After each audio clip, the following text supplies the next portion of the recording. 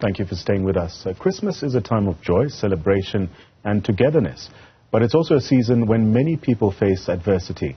Well, the Dr Sam Motsuenyane Foundation continues to prove that there are plenty of ways that we can improve through community, through inspiring community development projects, as well as charitable organizations and social entrepreneurs across a broad spectrum. Let's speak to Themba Mathibe, who's the Chief Executive Officer of the Foundation. Mr. Mathibe, a pleasure to have you on the program this afternoon. Now, in the face of challenges such as unemployment in the country and also poverty and inequality in the country and also the SADC community as well, what do projects like this play as a crucial role in creating lasting change? How do you believe that Dr. Sam Motsuenyane Foundation has contributed to addressing some of these challenges? Afternoon, Hugo. The foundation, the foundation is built around our patron, Dr. Sam Motsuenyane. And Dr. Sam Motsuenyane is a qualified agronomist from the University of North Carolina. So the foundation has embarked in this project to improve lives of the destitute and improve the inequality in our society. So we have embarked on this project in Madidi to improve the lives of the people who are living in Madidi in a home for the disabled. It's called the Refilwe Home for the Disabled. So we are doing that to assist them in refurbishing their home. So let's highlight the specific... Okay. Can you hear me clearly? Mr. Mathibe, I hope you can hear me clearly. I'm struggling to, but yes, can you hear me? Loud and clear, loud and clear.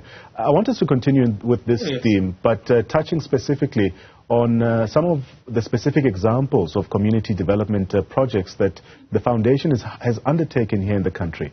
What motivated the selection of some of these projects?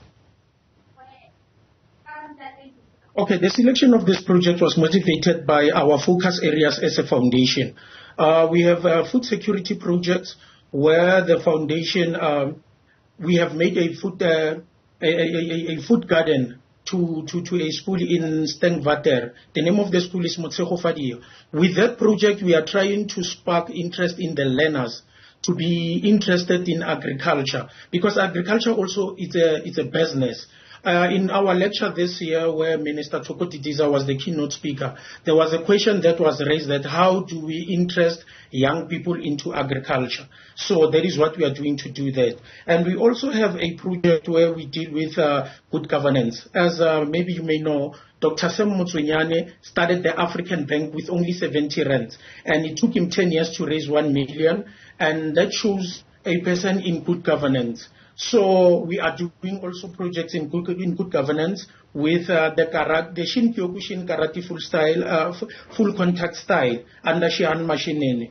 We also have entrepreneurial projects where we support entrepreneurs from township and rural communities. One of the projects that we are proud of is the Bog Lily project, where we took 5 students to India to go and learn the full nut production. Currently, they are producing the Bog Lily peanut butter, and now really seem to be having a challenge connecting there with Mr. Mathibe. Of course, he's been telling us about the initiative by the Sam Motsuenyane Foundation and the various projects that they are involved in to address some of the challenges as highlighted in the intro, including poverty and unemployment in some of the communities that they serve. Speaking about some of the initiatives that they are involved in with various communities during this festive period. Mr. Mathibe, I do hope that we have you on a better line right now. You had already started discussing some of the projects that you are involved in, but let's speak about measuring the impact of these initiatives. When it comes to community development, measuring impact is quite essential. What key benefits have emerged from the projects initiated by the Foundation? The benefit that we got from the Foundation's project is that we have seen the impact that it has made in the lives of the people in the rural communities and townships. To give an example, let's talk about the Gog Lily project. Gog Lily has now been incubated by Family Tree. That is a direction that we see that the company is growing and it's starting to improve on itself. So when you measure what Gog Lily is doing, he's on the verge of now tired to start to hire staff. So that shows us to show that we are doing a great job in the improvement of the lives in the communities. With the rural communities, we work with cooperatives in the rural communities. And with that, you see with the work that is done by the asset-based community development that the youth will start now to do the work within the communities, unlike the youth leaving the community into the township, then into the industrial areas, because we need to retain the funds in the community. So when we do our project and see how it has impacted, we go through some of those steps to check how many people have left the community, how many have came back, how many have stayed within the community.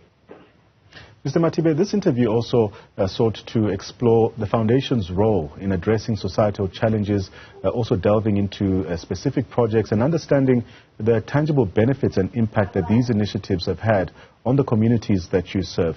Maybe quickly remind us or remind our viewers of some of the projects that you're involved in and why you saw it important to do so, especially during this time.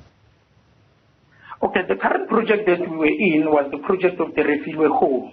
And we did that because we saw how the children lived in a state of disarray. It was not a place that we could live. And we assisted that place with the renovations and the groceries because we wanted to see the joy. I mean, today when I was there, they were telling me that they are living in town because they have electricity now.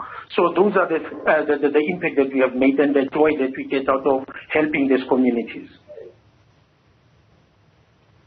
And just give us your final message to our viewers, especially during this time leading up to Christmas and, of course, the long break that people are going to be on. The message from the foundation is people must do responsible holidaying. We know what to do. We don't have to drink and drive. We don't have to do things that are not supposed to be done. So with that, with the foundation, we wish everybody Merry Christmas and a Happy New Year and a prosperous 2024. Thank you very much for your time. That's Themba Mathibe, the Chief Executive Officer of the Dr Sam Motsuenyane Foundation. And the foundation is really a beacon of positive change in South African communities. By actively engaging in community development projects, they are addressing pressing challenges of poverty, unemployment, as well as inequality. Of course, also hearing their message or goodwill message to South Africans as we observe Christmas and the ensuing holidays that follow as well.